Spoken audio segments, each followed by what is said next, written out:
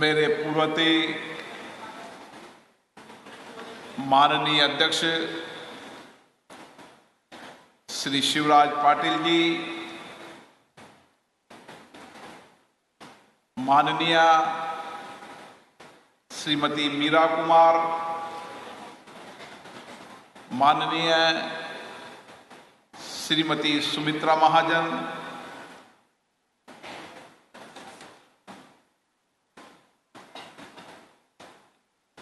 महाराष्ट्र विधानसभा के अध्यक्ष श्री राहुल नावेकर जी,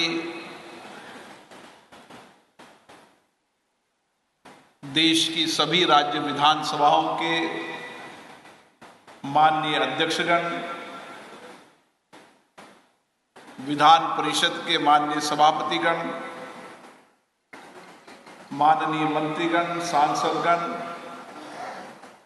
सभी राज्यों के माननीय विधायकगण, इस कार्यक्रम के रचना बनाने में और उसको साकार करने में माननीय श्री विश्वनाथ किराड़ जी, राहुल किराड़ जी, सम्मानित अतिथियों, भाइयों और बहनों, आज की इस देश की आर्थिक, व्यापारिक, वाणिज्यिक धरती बंबई के अंदर ये विधायक राष्ट्रीय अधिवेशन हो रहा है। जिस धरती पर आज ये अधिवेशन हो रहा है, ये धरती शौर्य, पराक्रम, स्वाभिमान, संस्कृति और ज्ञान की धरती है। ये धरती छत्रपति शिवाजी महाराज की धरती है, बाल गंगाधर तिलक की धरती है, संत तुकाराम जी की धरती है, संत ज्ञानेश्वर जी की धरती है, संत नामदेव जी की धरती है, सावित्रीबाई फुले की धरती है, आध्यात्मिक ज्ञान स्वतंत्रता आंदोलन के कई मनीषियों की धरती है। धरती का अपना प्रभाव होता है और आज इस महाराष्ट्र के इस अधिवेशन से एक नई ऊर्जा, नया विजन, नया संकल्प लेकर हम यहां से जाएंगे।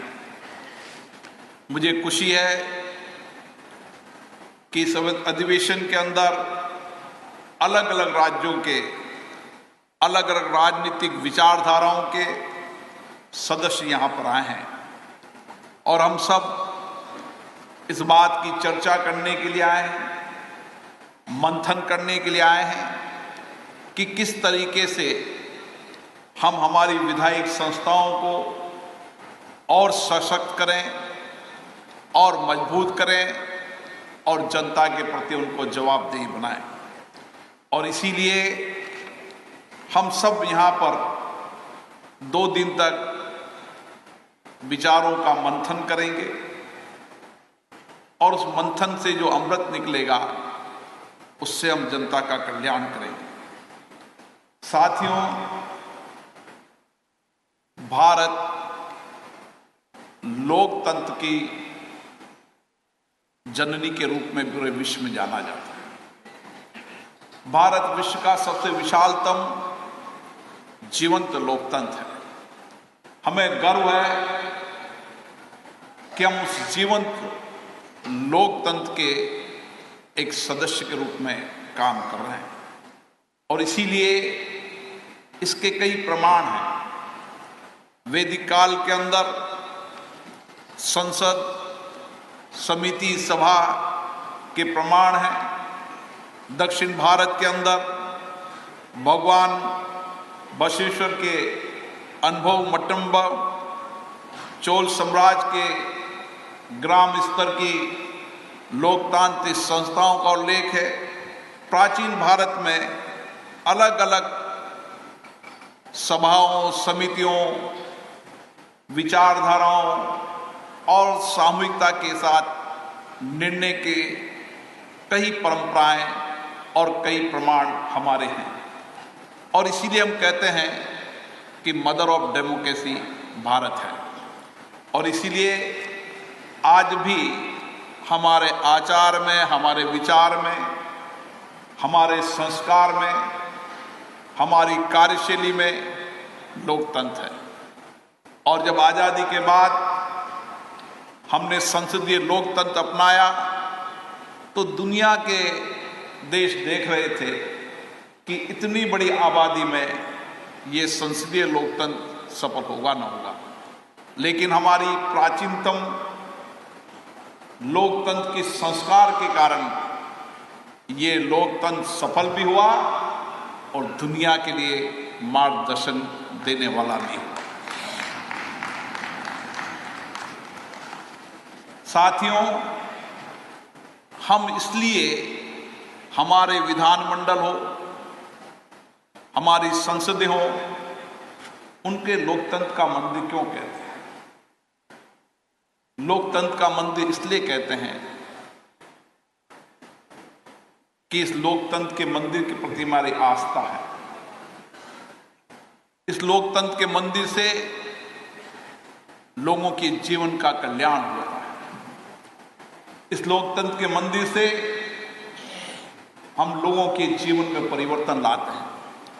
इस लोकतंत्र के मंदिर से हमारे स्वयं में नैतिकता आती है, ईमानदारी आती है, सत्य की प्रेरणा मिलती है।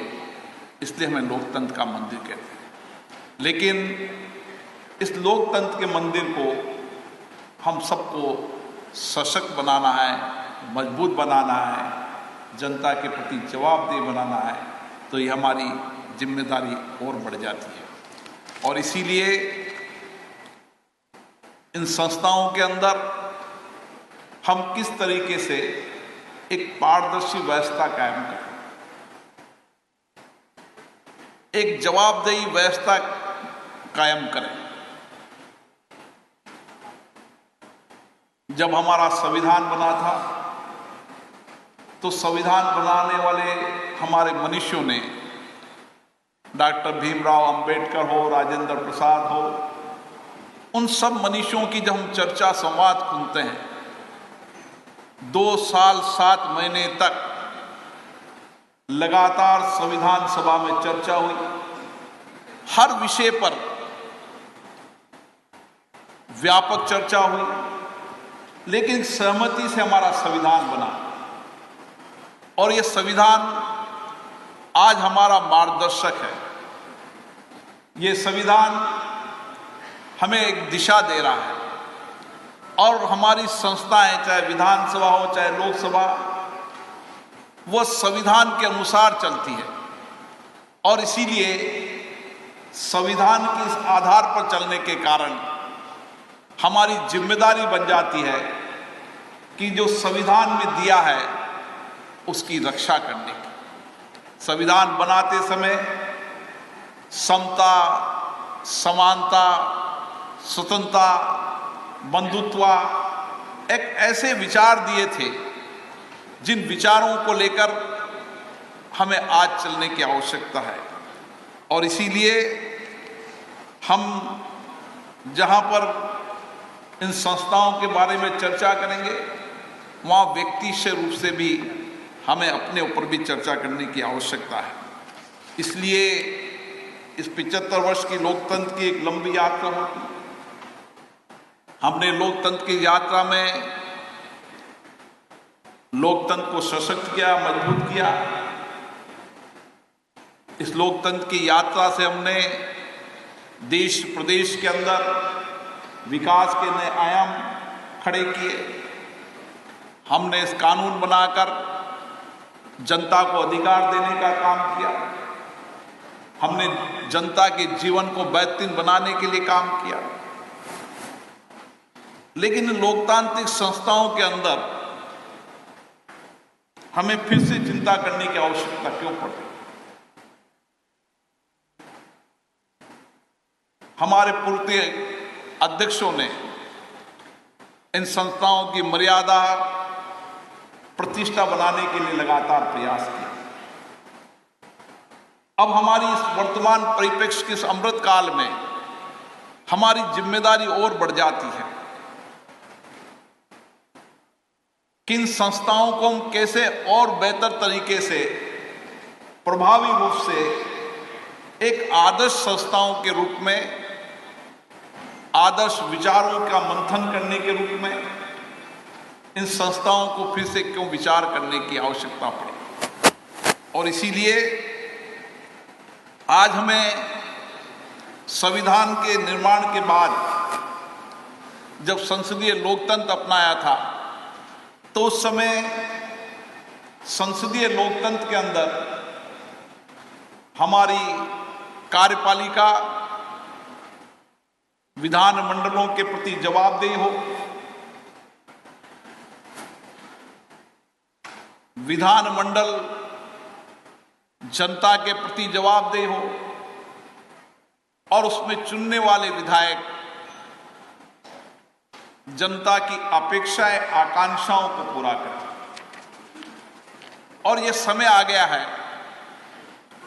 जब हम जनता की अपेक्षाएं, आकांक्षाओं को कैसे पूरा कर सकते हैं और जिन सदनों से जनता की अपेक्षाएं, आकांक्षाएं, समाज के अंतिम व्यक्ति की आवाज इन सदनों के माध्यम से होती है, तो हमें सदनों की मर्यादा बनाकर रखनी पड़े।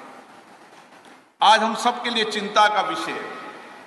कई हमारे पूर्ववक्ताओं ने भी कहा कि संसद का एजेंडा देश और प्रदेश की जनता तय करे।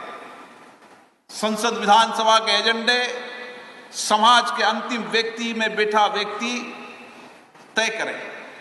लेकिन आज संसद के अंदर, चाहे विधानसभाओं के अंदर, जिस तरीके का व्यवहार हो रहा है, जिस तरीके का आचरण हो रहा है, यह हम सबके लिए चिंता का विषय है। सदनों में नियोजित तरीके से सदन को वैधान करना, सदनों को स्थगित करना, बेल में आके नारेबाजी करना, सदन कागज पढ़ने के लिए होते हैं, उन सदनों के अंदर कागज फाड़ने की प्रवृत्ति हो रही है। यह हम सबको कहीं ना कहीं चिंता नहीं लगती। हमारा विचार का विषय नहीं है कि आखिर जिन संस्थाओं को हमने मंदिर माना है, जहां पर हम जनता के कल्याण के लिए आए हैं, समाज के अंतिम व्यक्ति के जीवन को बदलने के लिए आए हैं, क्योंकि हम समाज का नेतृत्व करते हैं। जब एक बार विधायक चुनकर हम आते हैं तो किसी दल के विधायक नहीं, सब जनता के विधायक हैं। हमारी जनता की सामूहिक जिम्मेदारी बन जाती है। हमें सामूहिक रूप से उस जनता की कल्याण की जिम्मेदारी बन जाती है। और इसीलिए आने वाले समय के अंदर हम आने वाली पीढ़ी को क्या देना चाहते हैं? क्या रोज रोज सदन स्थगित होना? क्या सदनों में कागज फाड़ना, हंगामा होना? यह अशोभनीय व्यवहार हम सबके लिए कहीं चिंता का विषय तो नहीं है। और इसलिए बाबा साहब अंबेडकर जी ने कहा था, संविधान कितना भी अच्छा हो, उसको पालन करने वाले व्यक्तियों पर निर्भर करता है। इसलिए सदन, संस्थाएं कितनी भी बेहतर हो, कितनी भी जवाबदेही हो, लेकिन उस संस्थाओं में बैठने वालों के व्यवहार, आचरण पर बहुत कुछ निर्भर करता है। और इसीलिए मेरे लिए तो हमेशा चिंता का विषय रहता है। विचारधाराओं के आधार पर, दलों के आधार पर मतभेद हो सकते हैं, नीतियों की आलोचना हो सकती है, मुद्दों पर विषय उठाए जा सकते हैं, कानून बनाते समय कानून के पक्ष विपक्ष में तर्क दिए जा सकते हैं, लेकिन कानून पर चर्चा न होना, नीतियों कार्यक्रमों पर चर्चा नहीं होना, मुद्दों पर चर्चा न होना, यह हमारे लोकतंत्र की एक अच्छी संस्कृति के लिए अच्छे संकेत नहीं है। हम लोकतंत्र की जननी के रूप में विश्व में माने जाते हैं, हमारी पारदर्शी लोकतांत्रिक व्यवस्था के अंदर पारदर्शी चुनाव, सत्ता का हस्तांतरण दुनिया के अंदर निर्देश दिशा देते हैं। दुनिया के कई देशों में सैनिकों के आधार पर सत्ता पलट का काम होता है, लेकिन हमारे यहां पर सत्ता का हस्तांतरण जनता के द्वारा होता है, जनता के दिए मतों के आधार पर। और इसीलिए मेरा आपसे विचार है कि इस मंथन पर हम यहां बैठे हैं, 2 दिन तक विचार पर बैठे हैं।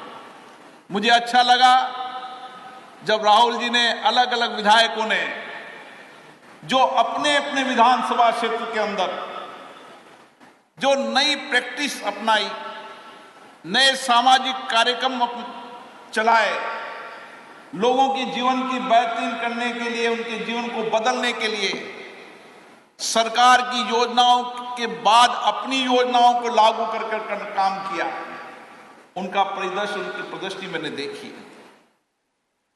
कई संस्थाओं के उच्च मापदंड मर्यादाओं के विचारों को भी मैंने देखा है। और आज भी कई राज्य की विधानसभा ऐसी है जब न सदन स्थगित होता है, न सदन में शोरगुल होता है, मुद्दों पर चर्चा होती है, वाद विवाद होता है, लेकिन कभी सदन स्थगित नहीं होता।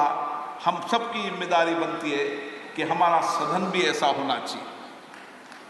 हम जब पीठासीन अधिकारी सम्मेलन में जब चर्चा करते हैं तो हमारे सब पीठासीन अधिकारियों की एक ही चिंता रहती है, बढ़ती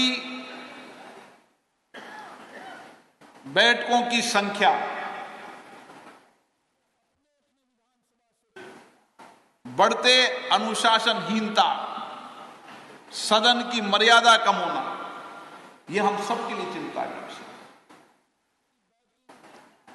और इसीलिए सदन का पीठासीन अधिकारी कोई भी हो, पूर्व में किसी भी विचारधारा का हो, लेकिन जब पीठासीन अधिकारी के रूप में वो बैठता है तो उसकी कोशिश होती है कि वो निष्पक्ष भी रहे और न्यायपूर्ण भी रहे।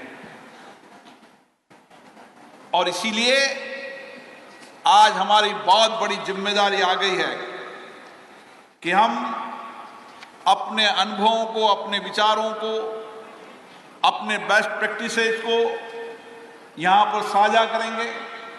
छोटे छोटे ग्रुप के अंदर जिन विधानसभाओं ने अच्छा काम किया उनका प्रेजेंटेशन होगा, जिन विधायकों ने व्यक्तिगत रूप से अपनी अपनी विधानसभा के अंदर जो अच्छा काम किया था उसकी जानकारी मिलेगी। तो लोकतंत्र यही है कि चर्चा, संवाद, अनुभवों, विचारों को साझा करना, लोगों से सीखना और उनको अपने जीवन में उतारना हमारी बहुत बड़ी जिम्मेदारी है। जब जनता हमें चुनकर भेजती है तो जनता हमारे कार्यों का अनुसरण भी करती है। जनता हमारे हर कार्य पर निगरानी रखती है। हम किस तरीके से नैतिक रूप से ईमानदार, कड़ी मेहनत, पारदर्शिता, समर्पण और सेवा हमारे जीवन में दिखेगा तो जनता भी उसी आचरण की ओर चलेगी। और इसीलिए जनता जब चुनकर भेजती है तो इसलिए भेजती है कि मैं दूर दराज के गांव में बैठा हूं, मेरी बात भी मेरे विधायक, माननीय सांसद सदन में रखेंगे, तथ्यों के आधार पर रखेंगे और मेरी आवाज, मेरी बात, मेरी समस्या, कठिनाइयों का समाधान होगा। और इसलिए मेरा आप लोगों से ये आह्वान है कि हम इस अमृत काल में गुजर रहे हैं। माननीय प्रधानमंत्री नरेंद्र मोदी जी ने लाल किले से कहा कि हमें विकसित भारत बनाना है, हमें समृद्ध भारत बनाना है। और आज हमारे पास समर्थ नौजवानों की ताकत है, अपार जनशक्ति है, अपार प्राकृतिक संसाधन है, हमारा सशक्त लोकतंत्र है। हमारे विचारों, हमारे संस्कारों के अंदर देश और राष्ट्र के प्रति समर्पण का भाव है। क्यों नहीं हम इस सम्मेलन से जाएं, एक अच्छे विचारों को लेकर जाएं, अच्छी प्रेरणा को लेकर जाएं और अपने अपने विधानसभा के अंदर किस तरीके से एक बदलाव, एक नया परिवर्तन करें, समाज के अंतिम व्यक्ति में बैठे व्यक्ति के जीवन को बदलने का हमारा लक्ष्य हो। और आने वाले समय में इस 25 वर्ष के अमृत काल में मैं मेरी विधानसभा के अंदर जो अभाव में वंचित हैं, गरीब लोग हैं, उनको जीवन को बदलने की जिम्मेदारी मुझे दी है। मैं सरकार से भी मुद्दे उठाऊंगा, हर विषय पर लड़ूंगा, संघर्ष करूंगा, सामाजिक आंदोलन करूंगा, लेकिन मेरे क्षेत्र की जनता के जीवन में बदलाव प्रथम पंक्ति पर मैं लाऊंगा। ये लक्ष्य लेकर हम जाएंगे तो निश्चित रूप से बदलाव होगा। इस मौके पर यहाँ पर आप सभी पधारे और मुझे अच्छा लगा कि सब सामूहिकता के साथ मिलकर अपने अपने विचारों का आदान प्रदान कर रहे हैं। मुझे आशा है कि 2 दिन तक हम चर्चा, संवाद, चिंतन, मनन के माध्यम से एक नई दिशा लेकर जाएंगे, नई ऊर्जा लेकर जाएंगे, नई प्रेरणा लेकर जाएंगे और बदलते भारत में हमारा योगदान होगा और हम ही बदलते भारत की तस्वीर को पलटेंगे। आप सभी को इस राष्ट्रीय अधिवेशन के लिए बहुत बहुत धन्यवाद, बहुत बहुत साधुवाद।